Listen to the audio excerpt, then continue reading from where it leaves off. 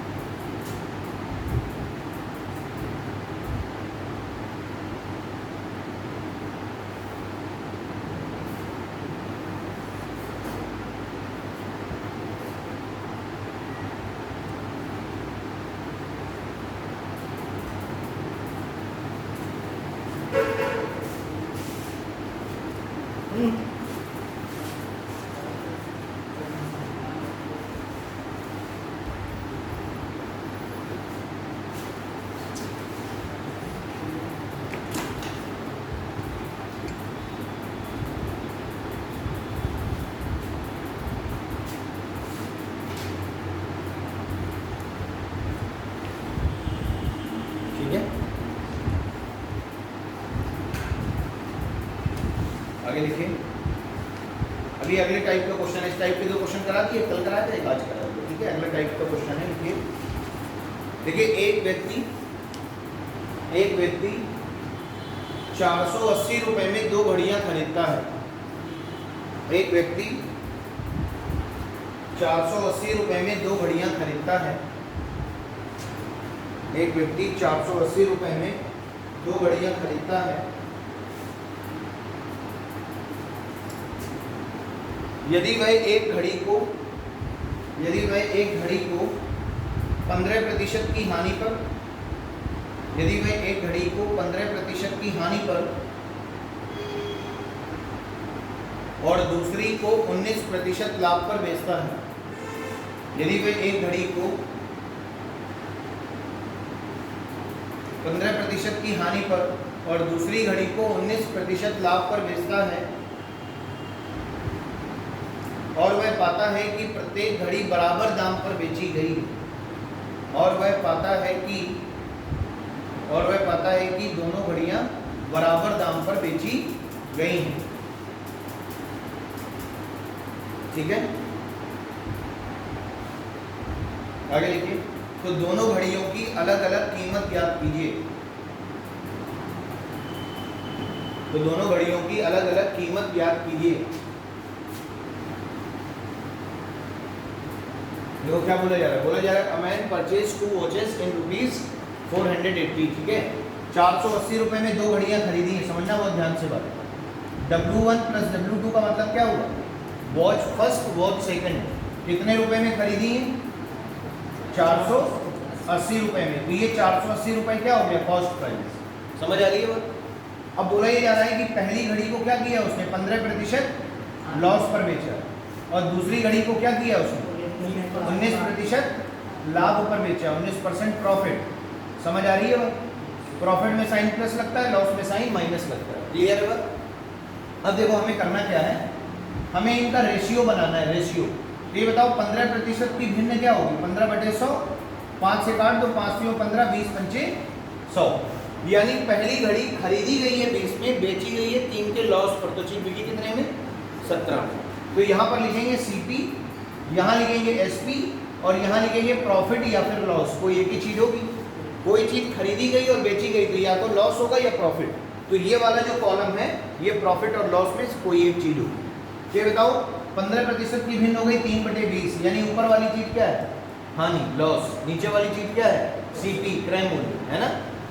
तो CP कितना हो गया, 20 का, लॉस कितना हो गया, -3, -3 का मतलब है लॉस, तो चीज बिकी कितने में, 17। बोलो बात समझ में आ रही है। अच्छा, दूसरे वाले का आप बनाइए, 19% प्रॉफिट है, तो इसका मतलब क्या हो गया, 19/100। अब ये किसी से घटेगा तो नहीं, तो CP कितना हो गया, 100, प्रॉफिट कितना हो गया, 19, तो चीज बिकी कितने में, 119 में, समझ आ रही है बात। तो खरीदी कितने में, 100 में, प्रॉफिट कितने का, 19 का, तो चीज बिकी कितने में, 119 में। बोलो बात समझ आ रही है? क्या इतनी बात क्लियर हो गई सभी? अब देखो आगे क्या बोला जा रहा है। आगे बोला जा रहा है if the selling price of both watches are same, यदि दोनों घड़ियों का विक्रय मूल्य क्या है, समान है। अच्छा बताओ, पहली घड़ी का विक्रय मूल्य क्या है 17, दूसरी घड़ी का विक्रय मूल्य क्या है 119, तो क्या ये दोनों बराबर हैं? नहीं बराबर है, लेकिन क्वेश्चन में तो बोला जा रहा है बराबर दाम पर बेची गई है, तो इनको बराबर करेंगे। बराबर करने के लिए यहाँ कितने का गुणा करेंगे 7 का, 17 7 119, 7 का गुणा इधर कर रहे हैं तो 7 का गुणा इधर भी होगा और 7 का गुणा इधर भी होगा, तीनों में होगा, यानी पूरी रो में, पूरी पंक्ति में होगा। क्यों ऐसा करना है वो भी समझ लो। अब देखो खरीदी कितने में 140 में, लॉस कितने का 21 का, तो बिकी कितने में 119 में। देखो इक्वेशन बैलेंस है। अब इसका मतलब क्या हुआ कि हमारे अकॉर्डिंग पहली वाली घड़ी की कीमत कितनी है 20 रेशियो, और दूसरी वाली घड़ी की पहले वाली घड़ी की कीमत कितनी है 140, और दूसरी वाली घड़ी की कीमत कितनी है 100, तो टोटल कितनी होगी 240। लेकिन यहाँ टोटल कितनी दी गई है कीमत 480, तो 240 का मान क्या हो गया 480 रुपये, तो एक रेशियो का मान क्या हो गया 2 रुपये, इससे 2 बार भाग चला जाएगा। अगर एक रेशियो 2 रुपये के बराबर है तो पहली घड़ी की कीमत क्या है 140 रेशियो, यानी 140 गुणे 2 रुपये कितना हो गया 280 रुपये। दूसरी घड़ी की कीमत क्या है 100 रेशियो, यानी 100 गुणे 2 कर देंगे, ये कितना हो गया 200 रुपये। यही आपसे पूछा जा रहा है, ये W1 W2 आ गया। पहली घड़ी की कीमत 280 और दूसरी घड़ी की कीमत कितनी है 200, टोटल देखो 480 बन रही है कीमत। समझ आ रही है बात? ठीक, एक बार नोट कर लीजिए, अभी और मैं एक्सप्लेन करूँ।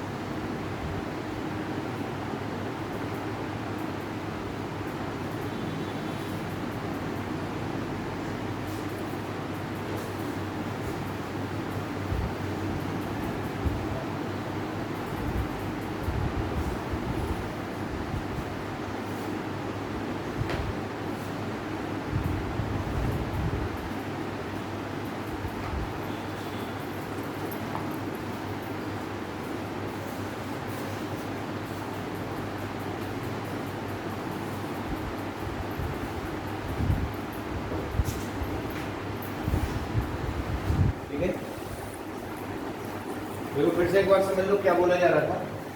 बोला जा रहा था एक व्यक्ति है जिसने 2 घड़ियां खरीदी हैं, कितने रुपए की 480 रुपए की। पहली घड़ी को 15% की हानि पर बेचा है और दूसरी घड़ी को 19% लाभ पर बेचा है। और आगे एक चीज़ और बोली जा रही है, यदि दोनों घड़ी बराबर दाम पर बेची गई हैं, यानी दोनों का सेलिंग प्राइस क्या है बराबर है, तो बोला जा रहा है दोनों घड़ियों का अलग अलग क्रय मूल्य बताइए कितना होगा। तो जरा ये बताओ, ये 15% हानि है, ये 19% लाभ है। 15% की वैल्यू क्या होगी 3/20, यानी खरीदा 20 में लॉस 3 का, तो चीज बिकी कितने में 17 में। खरीदा 20 में लॉस 3 का, लॉस के लिए माइनस, और यहाँ चीज बिकी कितने में 17 में। यहाँ प्रॉफिट कितना है 19%, यानी इसका मतलब क्या होगा 19/100, ये किसी से कटेगा क्या, नहीं कटेगा। यानी खरीदा कितने में 100 में, प्रॉफिट कितने का 19 का, तो चीज बिकी कितने में 119 में। अब बोला ये जा रहा है दोनों घड़ियाँ बराबर दाम पर बेची गई थी, यानी विक्रय मूल्य बराबर था। यहाँ पे विक्रय मूल्य 119 है, यहाँ 17 है। इसको 119 बनाने के लिए 7 का गुणा करेंगे, 7 का गुणा होगा तो इसमें भी होगा, इसमें भी होगा, इसमें भी होगा। ठीक, तो ये सीपी कितना हो गया 140, ये सीपी कितना हो गया 200, टोटल कितना हो गया 240। लेकिन ये तो रेशियो है ना, और ये रुपए हैं 480, तो 240 का मान 480, एक का मान 2 रुपये। अगर एक का मान 2 रुपये तो 140 का मान क्या होगा 280, और 100 का मान क्या होगा 200। समझ आ रही है? अभी और लिखिए ऐसे ही क्वेश्चन, ये आपको रट जाएगा अभी थोड़ी देर। आगे लिखिए, देखो बोला क्या जा रहा है, 2 घड़ियां 840 रुपए में खरीदी जाती हैं। 2 घड़ियां 840 रुपए में खरीदी जाती हैं। The total cost price of 2 watches are 840 rupees. दो घड़ियाँ 840 रुपये में खरीदी जाती हैं। एक घड़ी को 16% के लाभ पर, एक घड़ी को 16% के लाभ पर और दूसरी घड़ी को 12% के हानि पर बेचा जाता है। एक घड़ी को 16% के लाभ पर और दूसरी घड़ी को 12% की हानि पर बेचा जाता है। ठीक है, दूसरी घड़ी को 12% की हानि पर बेचा जाता है। देख लिया? तो कुल सौदे में ना तो लाभ होता है और ना हानि होती है। तो कुल सौदे में ना तो लाभ होता है ना हानि होती है। देयर इज नो प्रॉफिट और no loss in the total business. तो पूरे सौदे में ना तो लाभ होता है ना हानि होती है। आगे देखिए, तो जिस घड़ी को लाभ पर बेचा गया है, तो जिस घड़ी को लाभ पर बेचा गया है उस घड़ी का क्रय मूल्य ज्ञात कीजिए। तो जिस घड़ी को लाभ पर बेचा गया है उस घड़ी का क्रय मूल्य ज्ञात कीजिए। जिस घड़ी को लाभ पर बेचा गया है उस घड़ी का क्रय मूल्य ज्ञात कीजिए। करिए।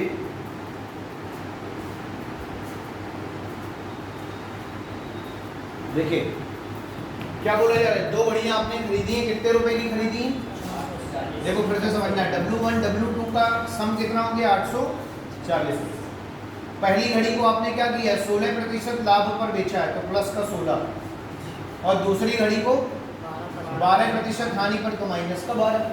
अब देखो आपको करना क्या है, एक जगह लिखना है CP, एक जगह लिखना है SP और एक जगह लिखना है प्रॉफिट या फिर लॉस। समझ आ रही है वो? अच्छा बताओ 16% की भिन्न क्या होगी? 16% की भिन्न क्या होगी? 4/25 क्या होगी? 4/25, 16/100 है ना। 4 से काट देंगे, 4 से 16, 25 से 100, 4/25 यानी खरीदी कितने में?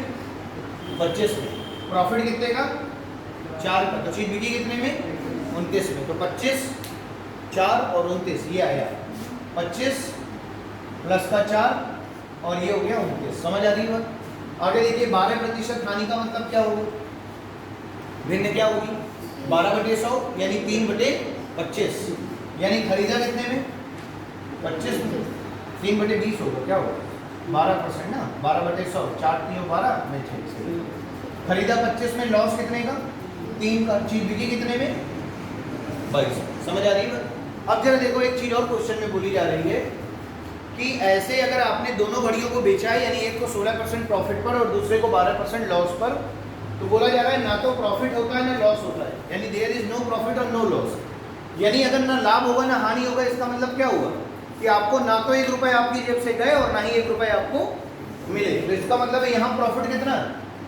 4, यहाँ लॉस कितना है? 3। तो ये तो अभी 1 का प्रॉफिट हो रहा है ना। 4 का प्रॉफिट, 3 का लॉस, 1 का प्रॉफिट, लेकिन इसे क्या करना है? बराबर, नो प्रॉफिट नो लॉस। तो यहाँ कितने का गुणा कर लें इसका, और यहाँ कितने का कर लें? 4 का। लेकिन 3 का गुणा इसमें कर रहे हो तो इसमें भी करोगे और इसमें भी करोगे। 4 का गुणा इसमें कर रहे हो तो इसमें भी करोगे और इसमें भी करोगे। इसलिए कर रहे हैं ताकि इक्वेशन बैलेंस रहे। इक्वेशन का मतलब समझ रहे हैं ना? 25 × 3 75। प्रॉफिट कितने का? 12 का। 75 में 12 जोड़ो, चीज बिकनी चाहिए 87 में, देखो बिक रही है 29 × 3। यहाँ CP कितना है? 100। लॉस कितना है? 12। चीज बिकनी चाहिए 88 में, देखो 88 में बिक रही है। समझ आ रही है? अब जरा ये बताओ, इसका मतलब ये हुआ कि पहली घड़ी का क्रय मूल्य क्या हो गया? 75 और दूसरी घड़ी का क्रय मूल्य क्या हो गया? 100। तो दोनों का क्या हो गया? 175। समझ आ रही है? और यहाँ कितना दिया दोनों का? 840। तो 175 का मान हो गया 840, तो 1 का मान क्या हो जाएगा? 840/175। अब जिसका निकालना है उसका गुणा करा देंगे। बोला जा रहा है लाभ वाली घड़ी का क्रय मूल्य बताओ, तो लाभ वाली घड़ी का क्रय मूल्य कितना है? 75। तो जिसका पूछा जा रहा है उसका गुणा करा देंगे 75। देखो 25 से काट दो, 25 × 75, 25 × 7 150 और 7 से 840 को काटेंगे, 12 × 7 84, 120 × 3 कितना हो गया? 360। यही आपसे पूछा जा रहा है कि लाभ वाली घड़ी का क्रय मूल्य बताइए, तो लाभ वाली घड़ी हो जाएगी 360। समझ आ रही है? नोट कर लीजिए।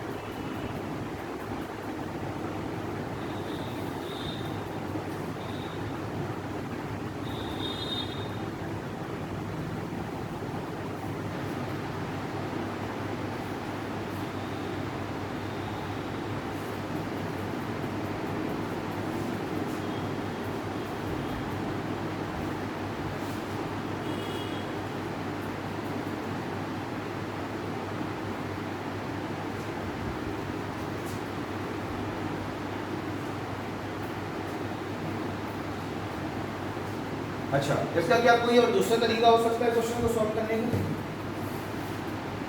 एक तो तरीका ये है जो अभी हमने सीखा है वही यहाँ पर अप्लाई किया है।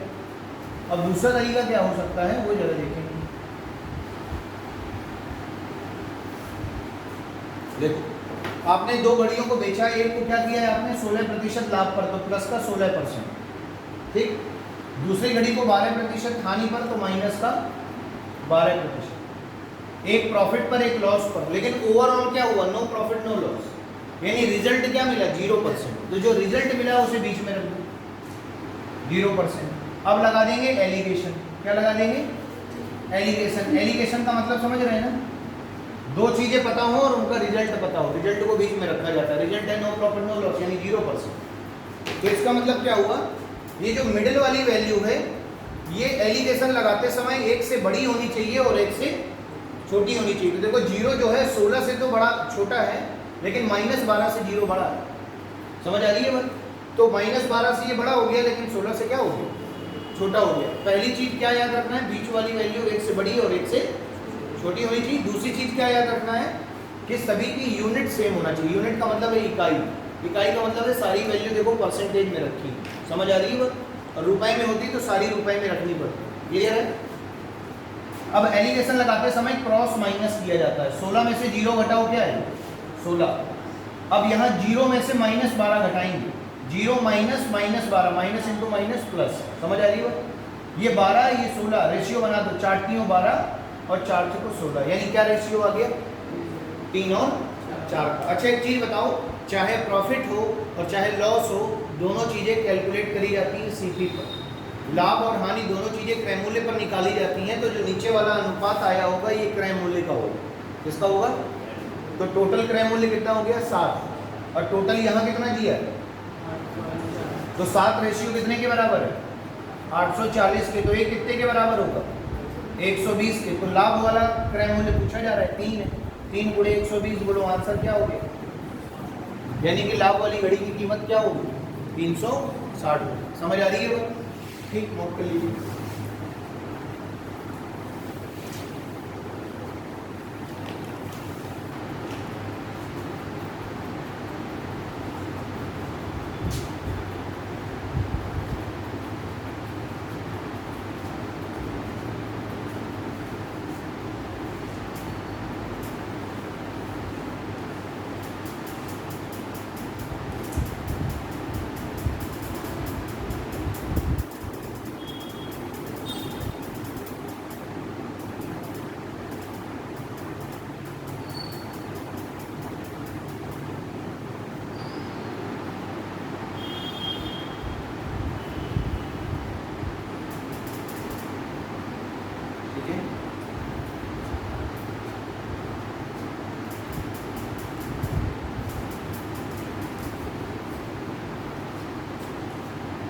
ठीक,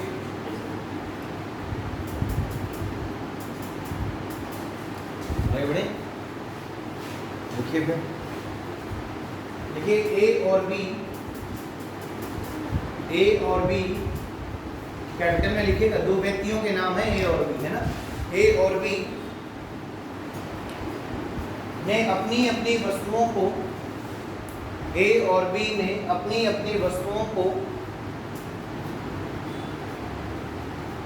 ए और बी ने अपनी अपनी वस्तुओं को 1800, फिर डैश लगाइए 1800, दो बार 1800 डैश 1800 रुपए में बेचा। 1800 डैश 1800 रुपए में बेचा। ठीक।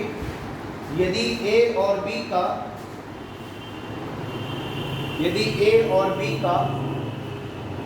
प्रतिशत लाभ, यदि ए और बी का प्रतिशत लाभ 20 डैश 20 है, यदि ए और बी का प्रतिशत लाभ 20 डैश 20 है, ठीक, लिख लिया? आगे लिखिए। यदि ए ने अपना लाभ विक्रय मूल्य पर, यदि ए ने अपना लाभ विक्रय मूल्य पर, यदि ए ने अपना लाभ विक्रय मूल्य पर तथा बी ने अपना लाभ क्रय मूल्य पर निकाला हो, ए ने अपना लाभ विक्रय मूल्य पर तथा बी ने अपना लाभ क्रय मूल्य पर निकाला हो, ठीक है, तो दोनों वस्तुओं का कुल क्रय मूल्य ज्ञात कीजिए। तो दोनों वस्तुओं का कुल क्रय मूल्य ज्ञात कीजिए। तो दोनों वस्तुओं का कुल क्रय मूल्य ज्ञात कीजिए। समझना जरा बात। देखिए क्या बोला जा रहा है, ए और बी दो व्यक्ति हैं, समझना। यहां लिखिए ए, यहां लिखिए बी। ए ने अपनी वस्तु कितने रुपए की बेची है? 1800, ठीक है। और बी ने भी अपनी वस्तु कितने रुपए की बेची है? 1800। तो इसका मतलब है पहले ने भी 1800 में बेची, दूसरे ने भी 1800 में बेची। तो हम ये कह सकते हैं कि SP1 SP2 क्या है? बराबर। दोनों का विक्रय मूल्य क्या है? बराबर। अब देखो ए ने भी लाभ लिया है 20% का और बी ने भी लाभ लिया है 20% का, लेकिन ए ने अपना लाभ लिया है विक्रय मूल्य पर, सेलिंग प्राइस पर, और बी ने अपना लाभ लिया है क्रय मूल्य पर, सीपी पर। समझ आ रही है? फिर से वही तीन चीजें, क्या एक बार लिखना है सीपी, एक बार लिखना है एसपी और एक बार लिखना है प्रॉफिट या लॉस, लेकिन लॉस की तो बात ही नहीं हो रही, तो प्रॉफिट पर लिखेंगे। अब जरा देखो यहीं पर मेन चीज है, ये बताओ अगर आपसे ये कहा जाए कि 20% का लाभ है तो आप तुरंत भिन्न बोलेंगे, सर लिखिए 1/5, यानी यहाँ लाभ है तो ऊपर भी क्या होगा? लाभ। और लाभ हमेशा किस पर होता है? क्रय मूल्य पर। लेकिन यहाँ नीचे क्रय मूल्य नहीं लिख सकते, यहाँ लिखेंगे विक्रय मूल्य, क्योंकि ए ने अपना लाभ किस पर निकाला है? विक्रय मूल्य पर निकाला है। तो ये क्या हो गया? विक्रय मूल्य। बोलो बात समझ आ रही? यानी इसका मतलब समझे कि आपने किसी चीज को 5 रुपए में बेचा है तो आपको 1 रुपए का लाभ हुआ, यानी आपने चीज खरीदी कितने में होगी? 4 में। खरीदी होगी 4 में, लाभ हुआ 1 का, तो चीज बिकी कितने में होगी? 5 में। अब इधर देखो 20% लाभ हो रहा है सीपी पर, 20% की वैल्यू 1/5, लाभ है 1 का, सीपी यानी क्रय मूल्य पर। 5 में 1 का लाभ, तो चीज बिकी कितने में होगी? 6 में। तो यहाँ लिखा 5, लाभ हो गया 1 का, चीज बिकी कितने में? 6 में। लेकिन ये बताओ यहाँ पे तो बोला जा रहा है दोनों का विक्रय मूल्य बराबर है, लेकिन यहाँ पर दोनों का विक्रय मूल्य भी बराबर नहीं है। तो पहले इन्हें बराबर करेंगे। इसमें कितने का गुणा? 6 का, इधर पे भी 6 का, इधर पे भी 6 का, पूरी लाइन में 6 का, और इधर 5 का गुणा करेंगे तो पूरी लाइन में 5 का गुणा कर दो। अब जरा ये बताओ मुझे 6 × 4 कितना हो गया? 5 × 5, 6 × 6, सॉरी 6 × 5 30, और 5 6 × 5 30, विक्रय मूल्य बराबर हो गया ना?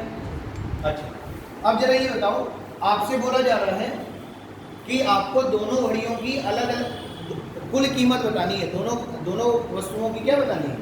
कुल कीमत बतानी है। अच्छा ये बताओ पहली वाली चीज कितने में बिकी है? 30 में, और दूसरी वाली चीज भी कितने में बिकी है? 30 में। तो ये दोनों टोटल कितने में बिकी है? 60 में। और यहाँ टोटल कितने में बिक रही है? 3600 में। 1800 1800 दो चीजें बेची गई ना, कितने में बिकी? 3600 में। रेशियो में कितने में बिकी? 60 में। तो 60 बराबर 1 बराबर, बोलो बात समझ आ रही? 60 बराबर 3600 के, 1 बराबर 60 के। अगर 1 बराबर 60 के तो दोनों घड़ियों की कीमत क्या हो गई? 24 25 49। अगर 1 60 के बराबर है तो 49 कितने के बराबर होगा? 49 × 60, 0, ये हो गया 54, 24 5 29। बोलो कितने रुपए आ गए? 2940। 2940 रुपए की दोनों वस्तुएं क्या करेंगी? खरीदी गई। बोलो बात समझ आ रही है कि नहीं आ रही? ठीक, नोट कर लीजिए। कोई चीज़ समझ में ना आई हो तो भाई पूछ लेना, ठीक है? संकोच में ना बैठे रहना कि बस ठीक है।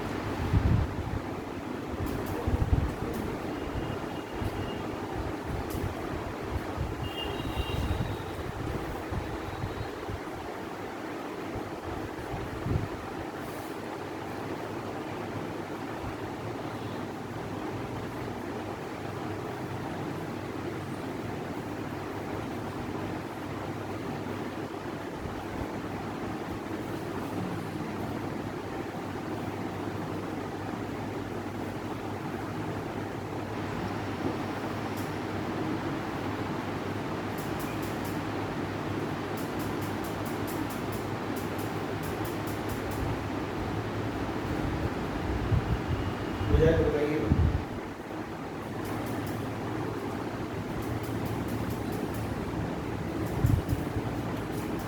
आगे बोलो, समझ में आ गया? ठीक, आपने क्या किया, दोनों विक्रय मूल्य को बराबर 60 बराबर 3600, 1 बराबर 60, तो टोटल क्रय मूल्य पूछा जा रहा है, कुल वस्तु का क्रय मूल्य 24, 25, 49, 49 गुणे 60 कितना होगा 2940। ठीक है, आगे लिखिए क्वेश्चन। देखिए, एक आदमी के पास 3 वस्तुएं हैं, एक आदमी के पास 3 वस्तुएं हैं।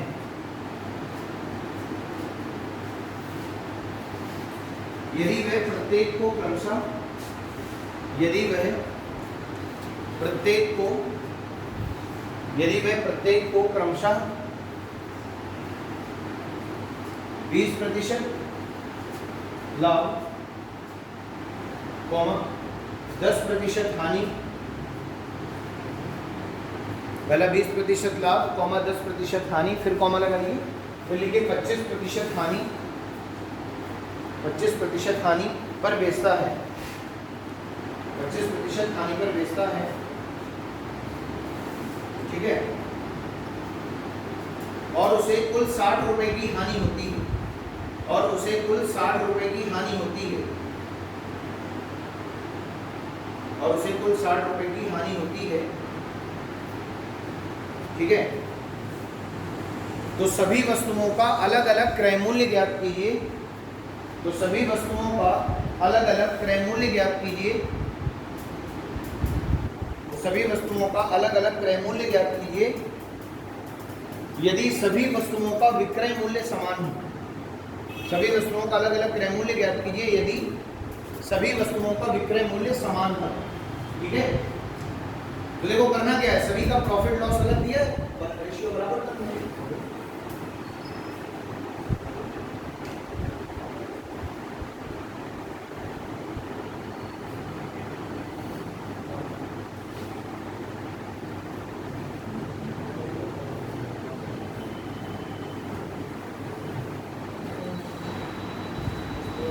ठीक है, तो सभी वस्तुओं का क्या बताना है, अलग अलग क्रय मूल्य बताना है यदि सभी वस्तुओं का क्या बराबर हो, विक्रय मूल्य। देखो एक ये जो क्वेश्चन है सभी एक टाइप के क्वेश्चन है, लेकिन देख रहे होंगे सब में कुछ ना कुछ क्या हो रहा है, चेंजमेंट हो रहा है। ठीक है, तो जरा देखिएगा यहाँ पर, ये बताइए आपके पास कितनी वस्तुएं हैं, 3, और आपको उन सभी तीनों वस्तुओं को बेचना अलग अलग प्रॉफिट लॉस पर।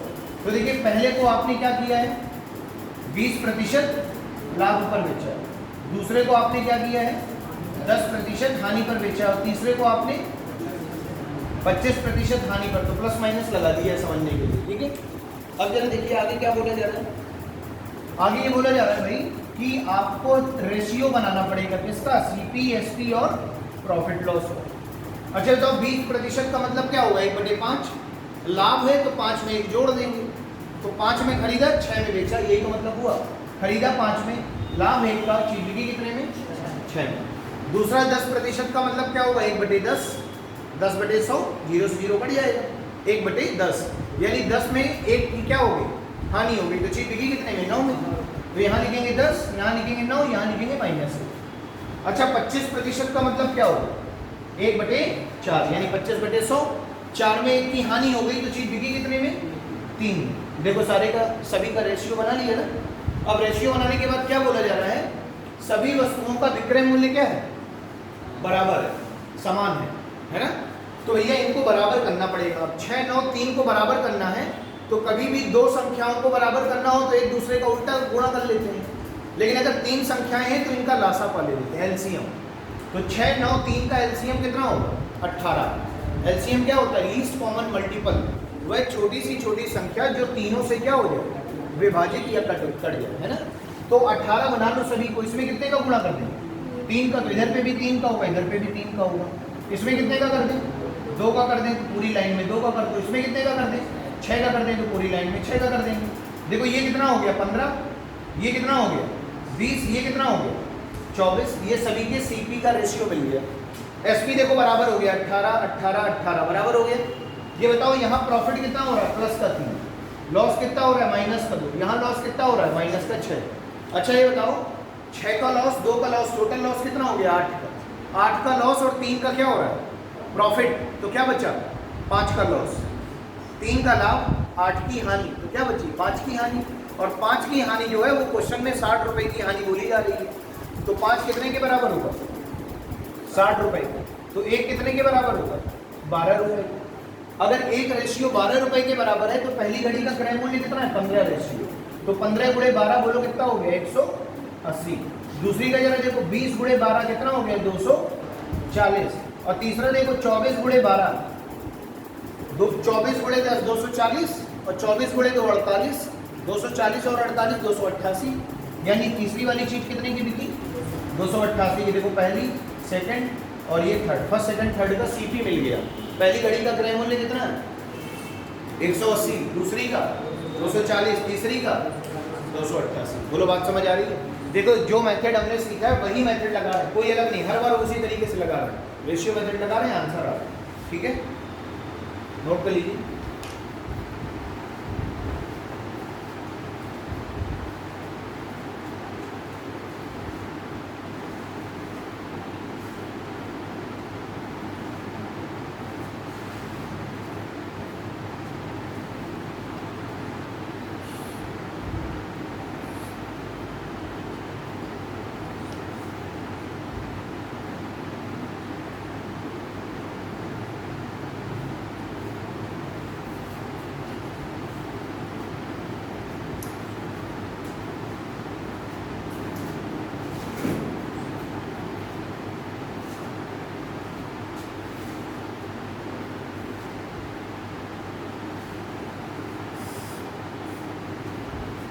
ठीक है,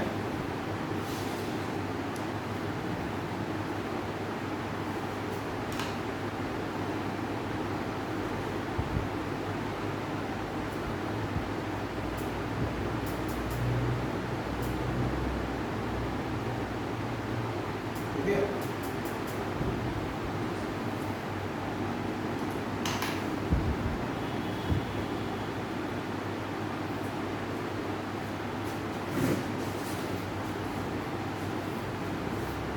प्राइस ऑफ रहता है उस टाइप के क्वेश्चन रहते हैं इसमें। प्राइस प्राइस ऑफ रहता है, ऑफ रहता है, जैसे किसी भी प्रकार की छूट मिल रही होगी वो डिस्काउंट चैप्टर है, प्रॉफिट लॉस नहीं है। अभी पढ़ाऊँ ना, बस इसके आगे पढ़ाऊँ। ठीक है, ये बात क्लियर हो गई ना। आप आगे हेडिंग डालो, देखिए डिसऑनेस्ट शॉपकीपर, डिसऑनेस्ट शॉपकीपर बेईमान दुकानदार, डिसऑनेस्ट शॉपकीपर यानी बेईमान दुकानदार। ठीक, डिसऑनेस्ट शॉपकीपर यानी बेईमान दुकानदार।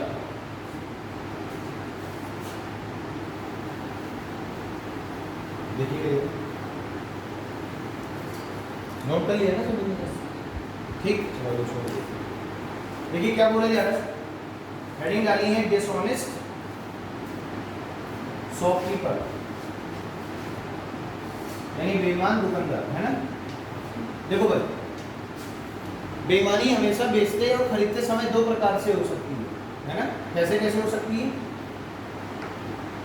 या तो आपसे उस वस्तु का मूल्य ज्यादा ले लिया जाए या फिर आपको वो वस्तु कम दे दी जाए। दो ही तरीके से तो हो सकती है। या तो आपसे मूल्य ज़्यादा ले लिया जाए, मान लो मैंने ये पेन 10 रुपए का खरीदा और तुम्हें 75 रुपए का बेच दूँ, तो तुम अगले दिन क्या करोगे मुझको देख के, ठीक। या फिर ये हो सकता है कि मैं 1 किलो चीनी खरीदूँ, मैंने 10 रुपए की खरीदी और तुम्हें 10 ही रुपए की बेच दी, तो तुम्हारी नज़र में मास्टर साहब की इज्जत बढ़ जाएगी। तुम सोचोगे यार भाव अपने आदमी है, खरीदा भी 10 में और बेचा भी 10 में, तो फिर इन्हें कमाया क्या, कुछ नहीं। लेकिन फिर अगर आदमी ऐसा बिजनेस करेगा तब तो भैया घाटा लग जाएगा, तो वो क्या करेगा, पता चला तुम्हारे से 100 ग्राम चुरा लेगा वो, तो तुमको 900 ग्राम दे देगा, है ना। तो बेईमानी केवल दो तरीके से हो सकती है, या तो रुपए में हो सकती है या फिर मात्रा में हो सकती है। समझ आ रही है।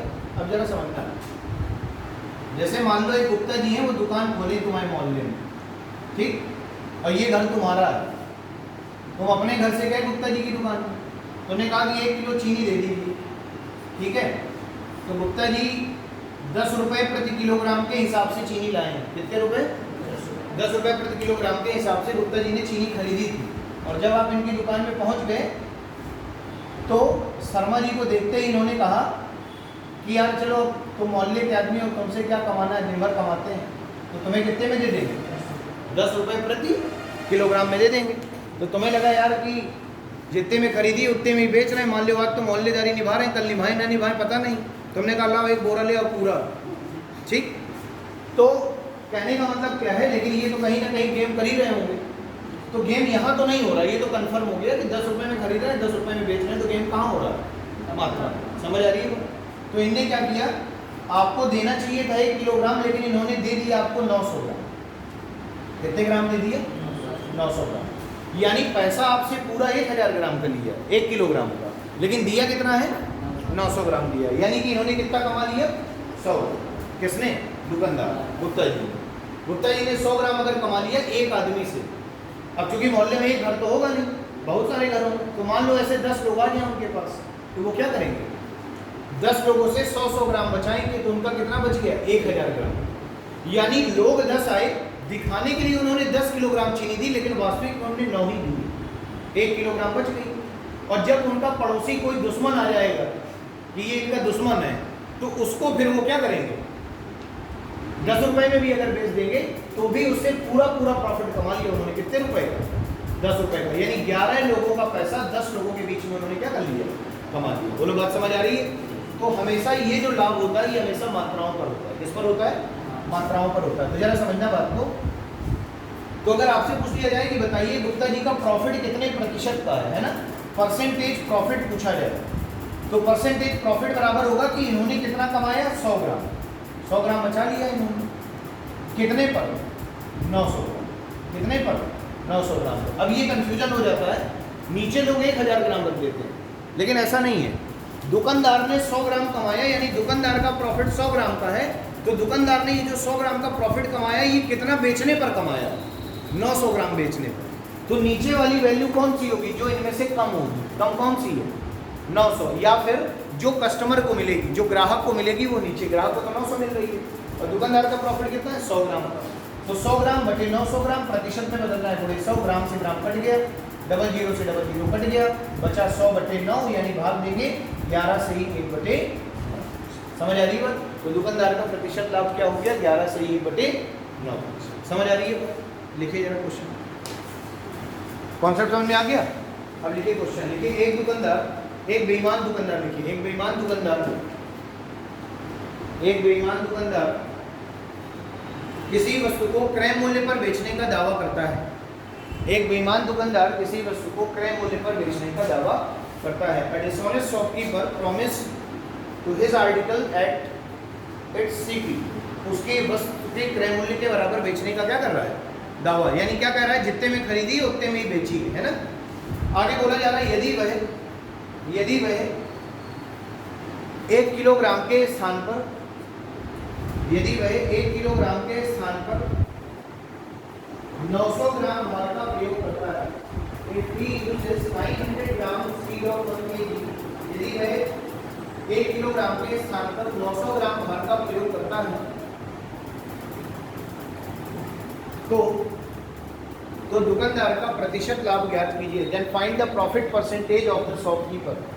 तो दुकानदार का प्रतिशत लाभ ज्ञात कीजिए। तो दुकानदार का प्रतिशत लाभ ज्ञात कीजिए। आंसर आपके सामने लिखा है। 1 किलोग्राम लेने गए थे, 900 ग्राम लिया, 100 ग्राम का प्रॉफिट, 900 पर थोड़े 100। ठीक।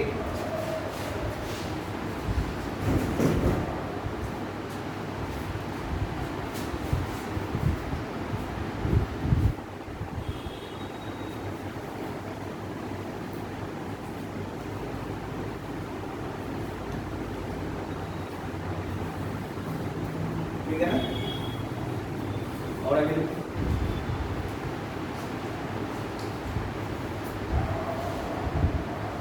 देखिए, एक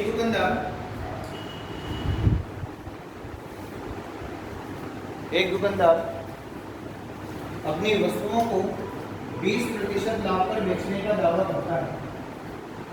एक दुकानदार अपनी वस्तुओं को 20% लाभ पर बेचने का दावा करता है।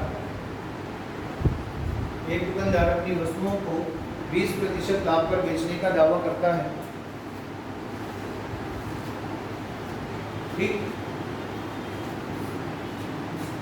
यदि वह 1 किलोग्राम के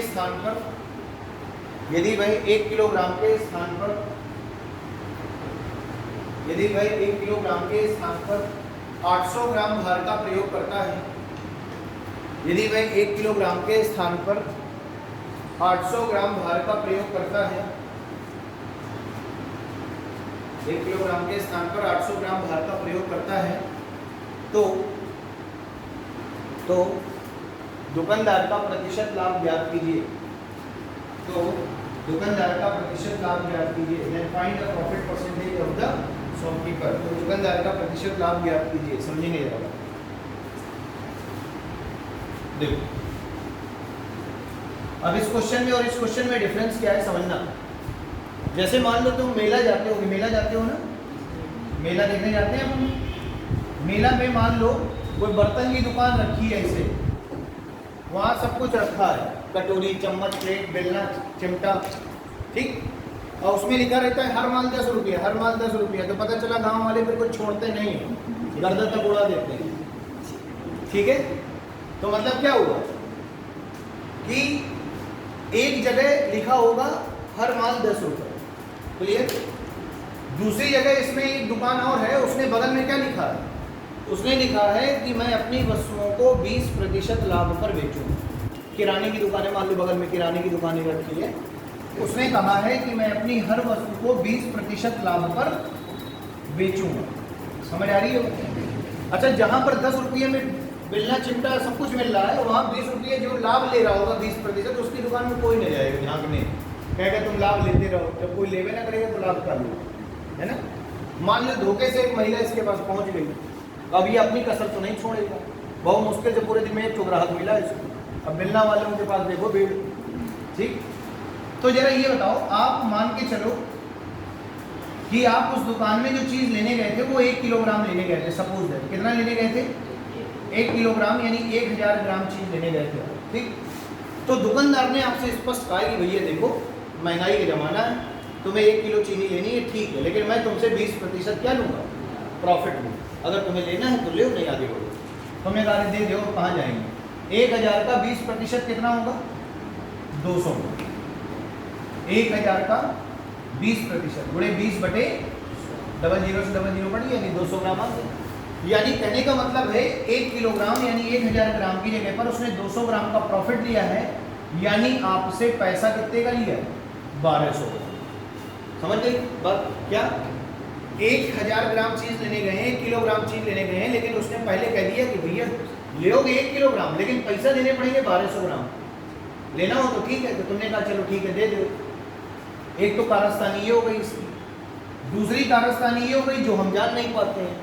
वो दूसरी कारस्तानी है कि इसने 200 ग्राम भार का कम प्रयोग किया है, यानी जो 1000 ग्राम था वो में 800 ग्राम दिया है, यानी एकदम लंका लगाने में लगा है, ठीक। तो कितने ग्राम हो गई? 800 ग्राम। यानी कहने का मतलब ये है कि उसने आपको वस्तु दी कितनी है? 800 ग्राम चीनी दी है, और पैसा कितने का लिया है?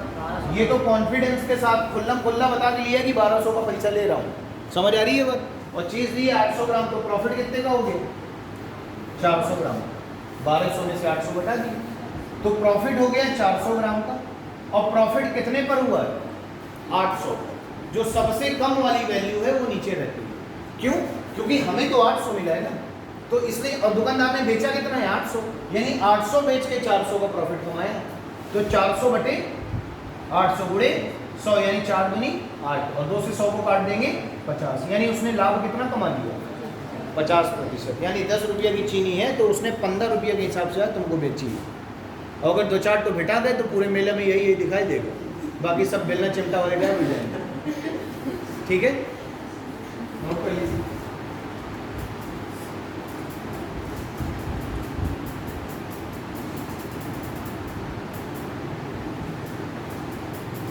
ठीक है,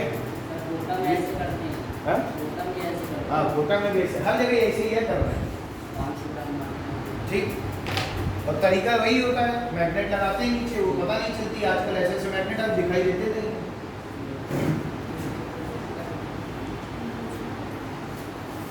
मतलब ये कुल मिलाकर के समझाने के लिए था कि आपको वो चीज़ आपके दिमाग में क्या हो जाए, सेट हो जाए कि प्रॉफिट कैसे कमाया जाए। ठीक है,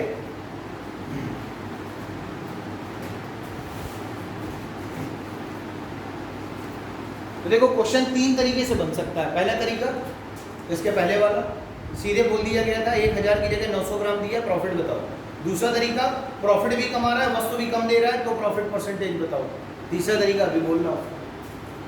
इन 3 तरीके के बाहर पेपर में कहीं भी क्वेश्चन नहीं जाएगा। तुम्हारे पेपर में पता नहीं किस हिसाब से क्वेश्चन आएगा, लेकिन प्रॉफिट एंड लॉस एक ऐसा चैप्टर है जिससे क्वेश्चन हमेशा पूछा जाता है। ऐसा कभी नहीं हो सकता कि क्वेश्चन ना आए। ठीक,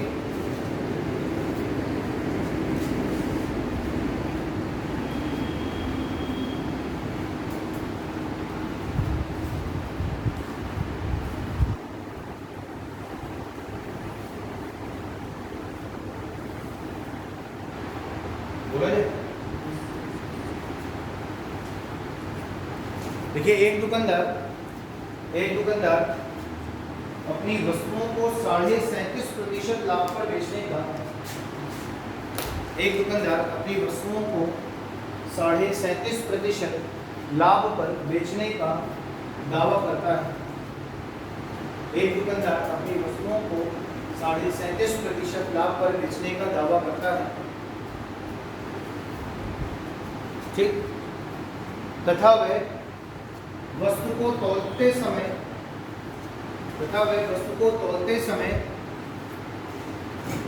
25%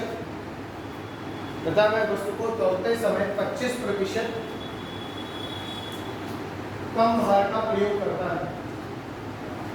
तथा वह वस्तु को तौलते समय 25% कम भार का प्रयोग करता है। तो दुकानदार का प्रतिशत लाभ ज्ञात कीजिए। Then find the profit percentage of the shopkeeper. तो दुकानदार का प्रतिशत लाभ ज्ञात कीजिए। ठीक है, चलो आइए समझते हैं। देखो ये बताओ प्रॉफिट कितने परसेंट का है? 37.5%। ये तो उसने बोला है सीधा डायरेक्टली, तो हम निकाल लेंगे। देखो 37.5% की वैल्यू क्या होती है? 3/8 होती है। क्या होती है? 3/8। कैसे निकाला हमने? 37 गुनी 74 एक 75, 75/200, 25 मियाँ 75, 25 अट्ठे 200, 3/8। इसका मतलब क्या हुआ कि मान लो तुम 8 किलो चीनी लेने गए थे। कितनी चीनी लेने गए थे? 8 किलो। समझ आ रही है बात? लेकिन 8 किलो में 3 किलो का उसने ज़्यादा पैसा आपसे लिया, यानी आपसे पैसा कितने क्या लिया? 11 किलो प्रॉफिट लिया ना 3 किलो का। 8 किलो में 3 किलो का प्रॉफिट, यानी कि 8 किलो चीनी की जगह पैसा लिया 11 किलो चीनी का। क्लियर है बात? और आगे बोला जा रहा है कि तौलते समय 25% कम भार का प्रयोग भी कर रहा है। तो ये बताओ कम भार का प्रयोग किसमें करेगा? 11 में थोड़े करेगा। जो लेने गए हो तुमने तो 8 किलो मांगी थी, लेकिन वो पैसा तुमसे कह रहा है 11 किलो का लूंगा, लेकिन तौलेगा तो 8 किलो। लेकिन उसमें भी क्या कर रहा था? 25% कम भार का प्रयोग कर रहा है। तो 8 का 25% क्या होगा? 8 का आधा क्या होगा? 4, तो 50% हो गया। और 50% का भी आधा 25%, यानी 4 का भी आधा 2। समझ आ रही है बात? यानी 2 किलो चीनी वो कम देगा आपको, तो देगा कितना? 6 किलो। और पैसा कितने का लिया? 11 किलो का। तो प्रॉफिट कितने का हो गया? 5 का। कितने पर? 6 पर। बुढ़े कितना? 100। 2 से काट देंगे 50, 3, ये हो गया 250/3। बोलो बात समझ आ रही? 3 अठे 24, ये इधर हो गया 10, 3 का 9, 83 सही 1/3% का दुकानदार को क्या होगा? लाभ होगा। बोलो बात समझ आ रही है? ठीक है, यानी ये पिछले वाले से भी आने वाला है। वो 85% कमा रहा था, ये तो बिल्कुल वही तक पहुंचा देगा। ठीक है, समझ में आ रही है?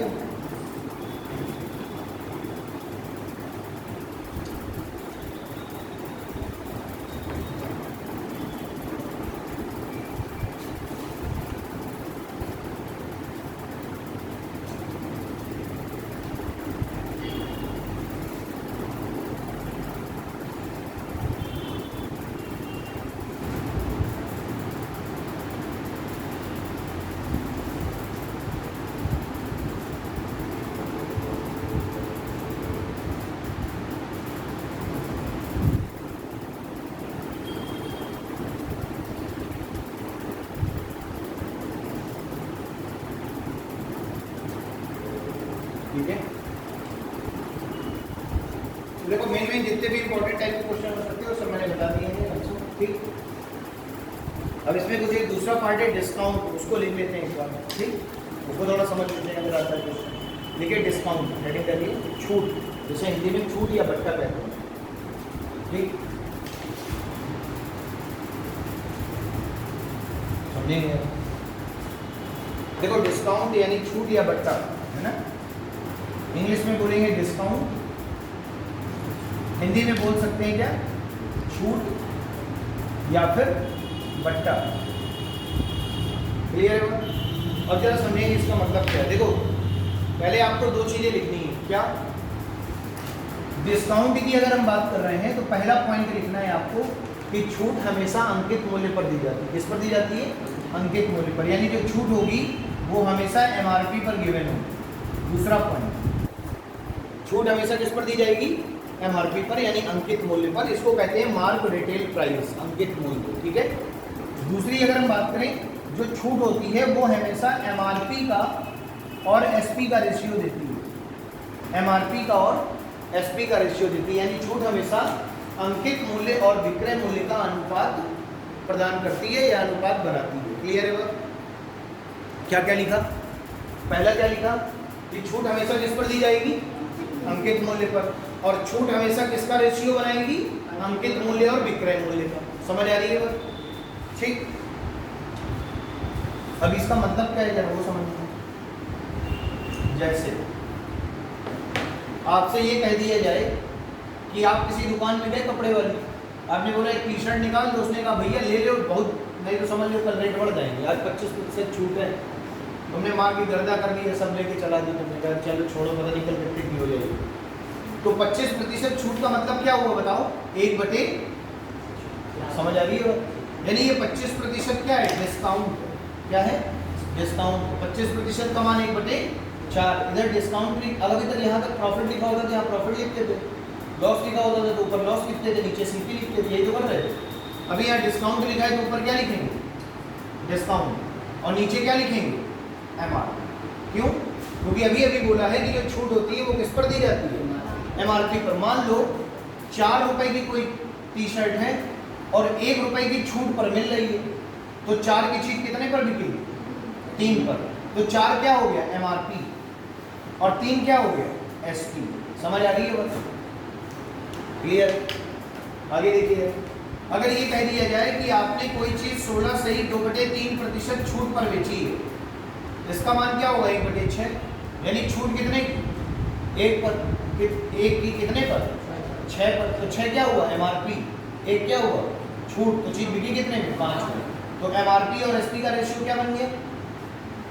6 और, बोलो बात समझ आ रही? क्लियर है?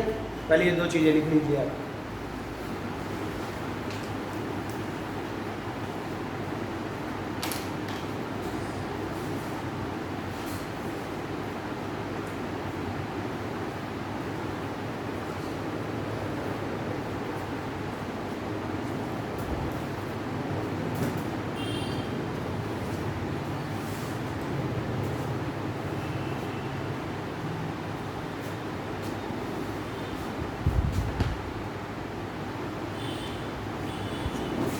ठीक है?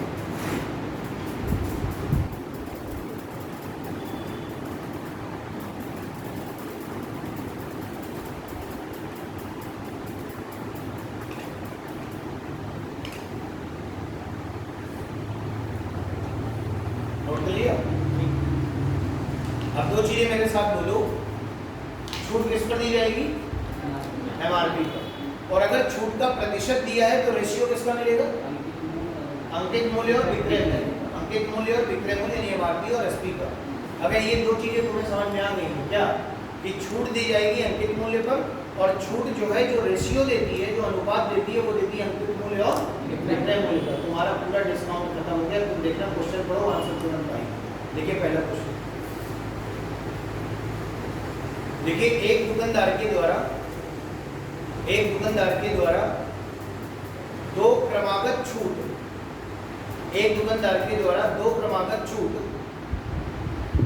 10%, 2 क्रमागत छूट 10%, 20% है, एक दुकानदार के द्वारा दी गई दो क्रमागत छूट 10% कॉमा 20% है, तो समतुल्य छूट प्रतिशत ज्ञात कीजिए। तो समतुल्य छूट प्रतिशत ज्ञात कीजिए, समझना है। तो समतुल्य छूट प्रतिशत ज्ञात कीजिए। देखो भाई क्या बोला जा रहा है, एक दुकानदार ने दो छूट दी है, एक छूट दी है 10% और दूसरी छूट दी है 20% की। तो बोला जा रहा है समतुल्य छूट बताओ। समतुल्य का मतलब क्या हुआ, इन दोनों के बराबर एक छूट कितने प्रतिशत की होगी, यानी दो छूट की जगह अगर एक छूट दी जाए तो वो कितने प्रतिशत की होगी, जो इनके क्या होगी, बराबर होगी। समतुल्य का मतलब ये होता है, यानी इक्विवेलेंट। क्लियर है। तो भाई देखो आपको पता है कि जहां जहां डिस्काउंट दिखेगा वहां वहां रेशियो मिलेगा एमआरपी का और एसपी, एमआरपी का और एसपी का। देखो यार 10% की भिन्न क्या होगी, 1/10, यानी 10 में 1 की छूट तो चीज बिकी कितने में, 9। तो रेशियो क्या लिखेंगे, 10 से, समझ आ रही है। दूसरी छूट कितनी है, रेशियो क्या होगा, 1/5, यानी 5 में 1 की छूट तो चीज बिकी कितने में। अब जरा देखो इनका रेशियो, अगर ये ऐसे रेशियो लिखें तो हमेशा गुणा होगा। तो 10/5 कितना हो गया, 9/4 कितना हो गया, 36। यानी 50 रुपए अंकित मूल्य वाली चीज भी कितने रुपए में रही है, 36 रुपए में। तो छूट कितने की हो गई, 14 रुपए। कितने की हो गई, 14 रुपए की। और छूट किस पर दी जाती है, अंकित मूल्य पर। ये पहली वाली बात। तो छूट बटे अंकित मूल्य 50 गुणे 100, 50 दूनी 100, 14 दूनी 28%। यानी अगर इनके बराबर छूट दी जाए तो एक छूट कितने की देनी पड़ेगी, 28%। समझ आ रही है बात, नोट कर लीजिए।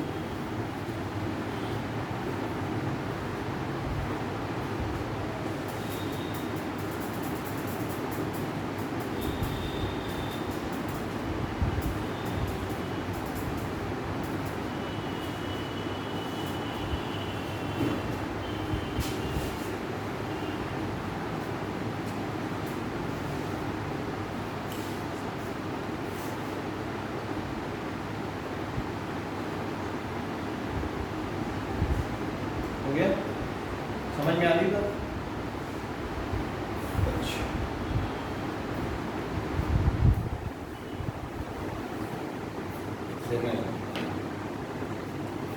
अगर आपसे ये कह दिया जाए कि 3 छूट है, 10%, 20% और 25%, 3 छूट दी गई हैं, इनकी समतुल्य छूट प्रतिशत बताओ। समतुल्य छूट प्रतिशत बताना है, क्या होगा। फिर से वही चीज, छूट लिखी है, रेशियो किसका बनेगा, एमआरपी। देखो जरा 10% का रेशियो होगा 10 से 9, 20% का होगा 5 से 4, 25% का होगा 4 से 3। समझ आ रही हो।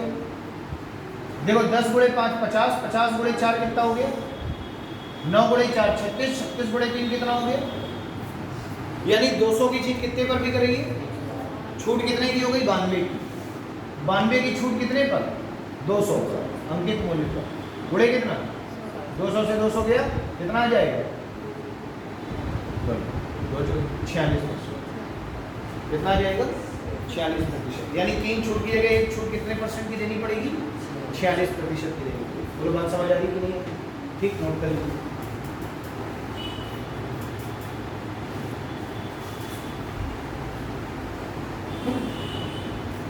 लोग दिखाई दे रहा है पक्का, मार्केट तो चल नहीं रहे हैं, कम कम चल रहे हैं। मैं भी देख लेता हूँ जरा दिखाई दे रहा है कि नहीं। नहीं इसमें तो दिखाई दे रहा है, वीडियो से पढ़ेगा वो बहुत बढ़िया देखेगा, तो क्लास में पढ़ रहा हूँ नहीं देख पा रहा है, देख रहा है।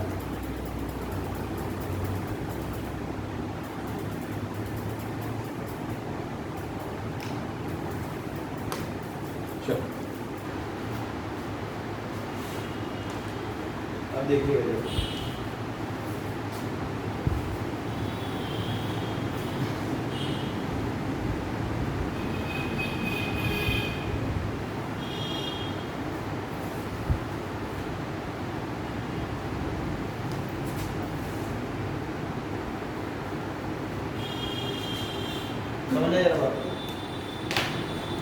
सुबह सुबह मान लो तुम मॉर्निंग वॉक पे निकले हो, ठीक, ऐसे जा रहे, ये रोड है बनी है, दो दुकानें, एक रोड इस पट्टी में और एक उस पट्टी में, यानी एक ठेला इधर लगा एक ठेला इधर लगा, समझ आ रही है। अब तुम ऐसे जा रहे हो बीच से बजरंग इंटर कॉलेज को क्रॉसिंग को पार करते हुए, क्रॉसिंग के बगल में दो ठेलियाँ लगी हैं, इधर एक इधर, और ठेलिया वाला आवाज़ लगा रहा है भाई साहब इधर आ जाइए, ये कह रहा है भाई साहब इधर आ जाइए, और लिए क्या है मान लो कोई फल लिए, मान लो एप्पल की बात हो रही है, ये कह रहा है अरे ले लो भैया आज बहुत कम रेट में है, एक मैं आपको दो छूट दूंगा, एक 20% की और एक 15%, एक 5% की और एक 15%, ये दो छूटें दे रहा है, समझ आ रही है। और ये भी दो छूट कह रहा है, कितने प्रतिशत की, एक 10% की और एक 2%, कितने प्रतिशत, एक 10% की और एक 2% की। तो हमारे लिए यार डिसीजन लेना बहुत टफ हो गया कि यार दो दो छूटें मिल रही हैं, तो कोई तो ऐसे दिमाग लगा लेगा यार ये तो 15 5 20 हो गई, और ये जो है 10 और 2 12 हो गई, जिसने ऐसे दिमाग लगाया उसकी कहानी खत्म। सब वस्तु में मीट वाला है। जैसे मान लो 1 किलो तुम्हें सेब खरीदना है और 1 किलो यहाँ से भी तुम्हें खरीदना है, लेकिन 1 किलो में ये दो तरीके की छूट दे रहा है, 5% और 15% की, और ये भी दो तरीके की छूट दे रहा है, 10% की और 2% की। तो अब हमारे लिए ये समस्या है ना, अब हम पहले तो ये जानते हो कि छूट ज़्यादा कहाँ मिल रही है, ठीक है। हमारे पापा भी साथ में जा रहे हैं, चलिए बताओ तुम यार बहुत कोचिंग वोचिंग पढ़ते हो, बताओ जरा किसके यहाँ लिया जाए, अब तुमने कह दिया इसके यहाँ लिया जाए, हमारा नुकसान हो गया, समझ लो अगले दिन का होगा, ठीक। तो कहने का मतलब है यहाँ दो छूटें हैं, तो अब मुझे क्या करना पड़ेगा, जब तक ये दो वैल्यू रहेंगी तब तक मैं आंसर जो है आइडेंटिफाई नहीं कर पाऊंगा, तो मुझे क्या करना पड़ेगा, इनकी समतुल्य छूट निकालनी पड़ेगी। समतुल्य छूट जो अभी निकालना बताया है, कैसे, 5% छूट का मतलब हुआ 1/20, समझ आ रही है, यानी 20 में 1 की छूट, यानी चीज कितने में बिकी होगी, 19 में, हमारा पीएसपी का रेशियो आ गया। ये 15% छूट का मतलब क्या हो गया, 3/20, है ना, यानी 20 की चीज 3 की छूट पर कितने में बिकी होगी, 17 में बिकी होगी। बोलो बात समझ आ रही है। अब जरा देखो यहाँ पर ये कितना हो गया 400, और इधर कितना हो जाएगा 19 × 17, 9 7 63, है ना, ये कितना हो जाएगा, सॉरी हाँ 9 7 63 और 7 6 13 33, और ये कितना हो गया 19 3 323, समझ आ रही है। यानी ये चीज भी कितने में रही है 323। बोलो बात समझ में आ रही है। तो छूट कितने की मिल रही है 167 की छूट मिल रही है। बोलो क्लियर है ना बात। 400 में खरीदी, 400 की चीज कितने में बेच रहे, 323 नहीं सॉरी 67। तो चीज अंकित मूल्य कितना है 400, गुणे कितना हो गया 100, डबल जीरो से डबल जीरो काट दो, 4 का भाग लगाएंगे, जब देखो 16 × 64, क्लियर है बात। कितना बचा 3, तो ये क्या हो गया 16 सही 3/4, यानी यहाँ से टोटल छूट कितने % की बनी, 16 सही 3/4%। अब यहाँ पर जरा देखते हैं, यहाँ पर छूट है 10%, यानी 10 से क्या हो गया 9, और 2% का मतलब क्या हुआ 1/50, यानी 50 की चीज कितने पर 49। बोलो बात समझ आ रही है। 10 × 50 कितना हो गया 500, ये 9 नहीं है 81, और 9 चौके 36 और 8 कितना हो गया 8 से 14 44 441, यानी कहने का मतलब क्या हुआ, यहाँ छूट कितने की मिल रही है 59 की, कितने पर 500 पर, गुणे कितना 100, डबल जीरो से डबल जीरो कैंसिल हो जाएगा, 11 बचे 55, बचा कितना 4, यानी 11 सही 4/5%, यानी यहाँ छूट कितनी मिल रही है 11 सही 4/5% की, और यहाँ छूट कितने की मिल रही थी 16 सही 3/4% की। तो छूट कहाँ ज़्यादा मिल रही है, इधर ज़्यादा मिल रही है। बोलो बात समझ आ रही है। यानी कहने का मतलब है, ये कॉन्सेप्ट समझाने का सिर्फ एक मतलब है कि जैसे अभी तो 5 15 यहाँ दोनों वैल्यू छोटी हैं, देखो 10 और 2, तो ये तो ऑब्वियसली सी बात है ये वाला डिस्काउंट ज़्यादा आएगा, लेकिन यहाँ 5 15 लिखा होता और यहाँ 20 और 2 लिखा होता, तो फिर क्या करना पड़ता, इक्विवेलेंट डिस्काउंट निकाल करके ही आप बता पाएंगे कि ज़्यादा छूट कहाँ मिल रही है। बोलो बात समझ में आ रही है कि नहीं। ठीक, तो एक क्वेश्चन पूछा गया था, इसी तरीके से पूछा गया था कि एक दुकानदार, किसी बाजार में 2 दुकानदार हैं, दोनों दुकानदारों के द्वारा दी गई क्रमागत छूटें x/y%, m और n% है, तो बताइए ग्राहक को किस दुकान से लेने पर, वस्तु लेने पर ज़्यादा प्रतिशत की छूट मिलेगी। ऑप्शन क्या था, दुकानदार पहला, दुकानदार दूसरा, या दोनों में बराबर डिस्काउंट, या इनमें से कोई नहीं। तो कैसे निकालेंगे, समझ निकालना पड़ेगा, सीधी सी बात है। वो तो मैंने एग्जाम्पल बता दिया ना आपको, अब क्वेश्चन पूछा जाएगा तो आप कर लेंगे कि नहीं कर लेंगे।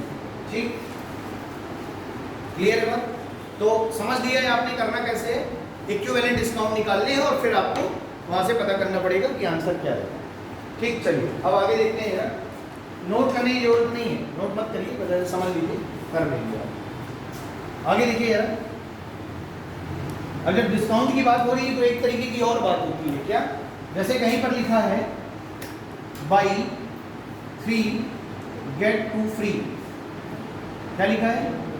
बाई 3 गेट 2 फ्री, 3 की खरीद पर 2 वस्तुएं मुफ्त में मिलनी है, ठीक है? 3 की खरीद पर कितनी वस्तुएं? 2 वस्तुएं मुफ्त में मिलेगी। तो पूछा जा रहा है बताइए कितने प्रतिशत की छूट मिल रही है।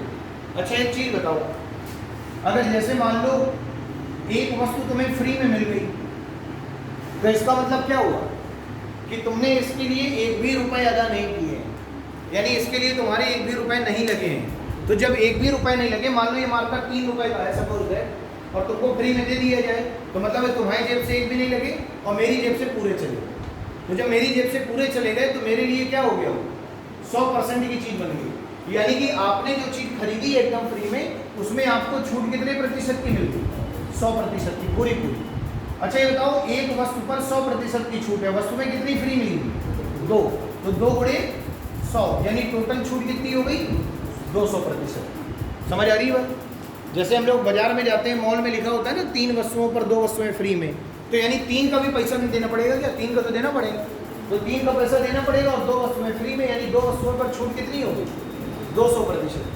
तो पूछा जा रहा है बताइए वास्तविक छूट कितने प्रतिशत की? तो 200% की छूट रही कितनी वस्तुओं पर? 5 पर। क्यों? क्योंकि नीचे जो वस्तुएं रखी जाती है वो हमेशा होता है टोटल नंबर ऑफ आर्टिकल्स, कुल वस्तुएं। कुल का मतलब है 3 का हमने पैसा दिया और 2 हमें फ्री में मिल गई, तो वस्तुएं कितनी हो गई? 5, और 5 वस्तुओं पर छूट कितनी हो गई? 20% की। तो अगर हम डिवाइड कर देंगे तो आंसर क्या जाएगा? 40%। यानी इसका मतलब समझिए क्या हुआ कि ये 5 मार्कर रखे मान लो, इन सभी में 20-20, 40-40% की क्या हो गई? छूट हो गई। बोलो बात समझ में आ रही है कि नहीं? ये मतलब हुआ 2 फ्री में थे, 3 का पैसा दिया था, लेकिन बात ये बन गई कि सभी में कितने प्रतिशत की छूट हो गई? 40-40%। बोलो बात समझ में आ रही है कि नहीं? ठीक, नोट कर लीजिए।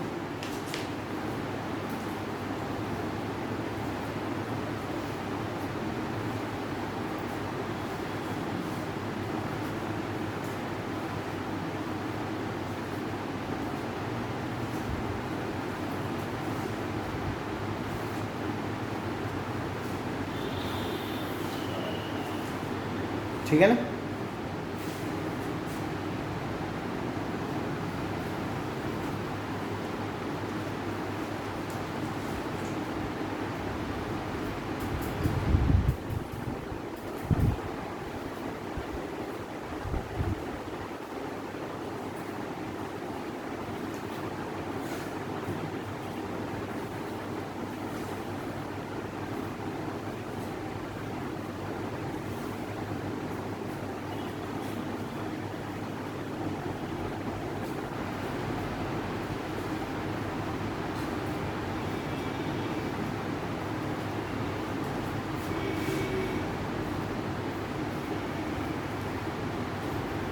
आगे लिखिए जरा।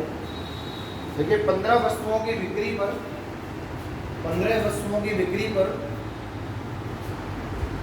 3 वस्तुएं मुफ्त में दी जाती हैं। 15 वस्तुओं की बिक्री पर 3 वस्तुएं मुफ्त में दी जाती हैं। 15 वस्तुओं की बिक्री पर 3 वस्तुएं मुफ्त में दी जाती हैं। तो छूट प्रतिशत ज्ञात कीजिए।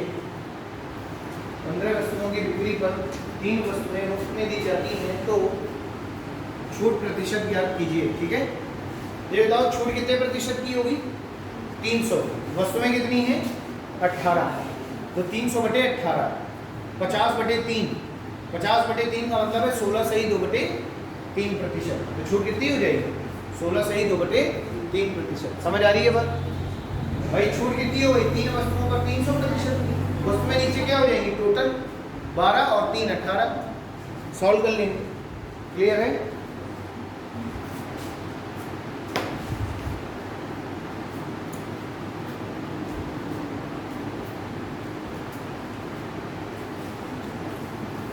ठीक है, देखिए आगे लिखिए।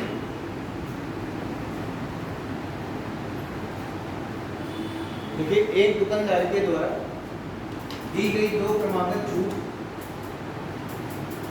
एक दुकानदार के द्वारा दी गई दो क्रमागत छूट, एक दुकानदार के द्वारा दी गई दो क्रमागत छूट 10%, एक दुकानदार के द्वारा दी गई दो क्रमागत छूट 10%, कॉमा x%, 10% कॉमा x% है। ठीक, यदि कुल छूट 25% दी गई हो, यदि कुल छूट 25% दी गई हो तो दूसरी छूट प्रतिशत ज्ञात कीजिए। यदि कुल छूट 25% दी गई हो तो दूसरी छूट प्रतिशत ज्ञात कीजिए। समझे यार? देखिए भाई, एक दुकानदार के द्वारा दो छूट दी गई है। पहली छूट कितने प्रतिशत की है? 10%। इसकी भिन्न क्या हो जाएगी? 1/10, यानी 10 में 1 की छूट चीज बिकी कितने में? 9 में। ये किसका रेशियो हो गया? एमआरपी का। और अच्छा, दूसरी छूट कितनी है? x%। ये हमें पता नहीं है दूसरी छूट कितनी है, x%। लेकिन ये बोला जा रहा है कि कुल छूट कितनी है? 25%। यानी समझना, इसको तुमने 10% छूट पर बेचा, इसको तुमने x% छूट पर बेचा, इसको 10% छूट पर बेचा, दोनों को मिला करके देखा छूट कितनी हो गई? 25%। यानी कहने का मतलब है 10% का रेशियो हो गया 10 से 9 और 25% छूट का रेशियो क्या हो जाएगा? 4 से 3। तो आपको निकालना किसका रेशियो? x% छूट का। तो इसको m मान लो, इसको n मान लो। रेशियो जब कुछ नहीं पता तो m और n मान लेंगे। इसका मतलब है इसका गुणा इसमें करो, 10 गुणे m। देखो, इनका गुणा इसमें करके टोटल वाली चीज निकाल देते हैं। यहाँ टोटल लिया, पहला लिया, ये निकालना है। तो 10 गुणे m क्या हो गया? 10n। 9 गुणे m क्या हो गया? 9n बराबर 4/3। 3 का 9, 4 की 12, यानी m/n बराबर क्या हो गया? 12/10। क्या हो गया? 12/10। यानी 12 वाली चीज कितने की बिक रही है? 10 की। तो छूट कितने की? 2 की। 12 वाली चीज कितने की बिक रही है? 10 की। तो छूट कितने की? 2 की। किस पर? एमआरपी पर। एमआरपी क्या है? m का मान क्या है? 12। 2/12 गुणे 100, 2 छंग 12, 2 से और काट देंगे, 50/3 डिवाइड कर देंगे 16 से ही 2/3%। यानी जो दूसरी छूट है वो कितने प्रतिशत की होगी? 16 से ही 2/3% की होगी। पहली 10% की होगी और टोटल 25%। समझ आ रही है बात?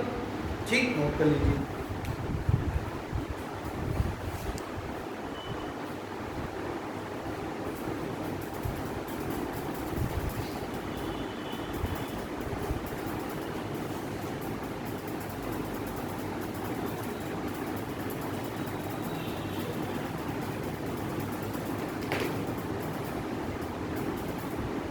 ठीक है, चलो भाई, आज के लिए इतना ही रखते हैं, 10 काउंट तक। ठीक, बाकी देखते हैं अगली क्लास में। चलो भाई, थैंक यू। इसको बंद कर दीजिए।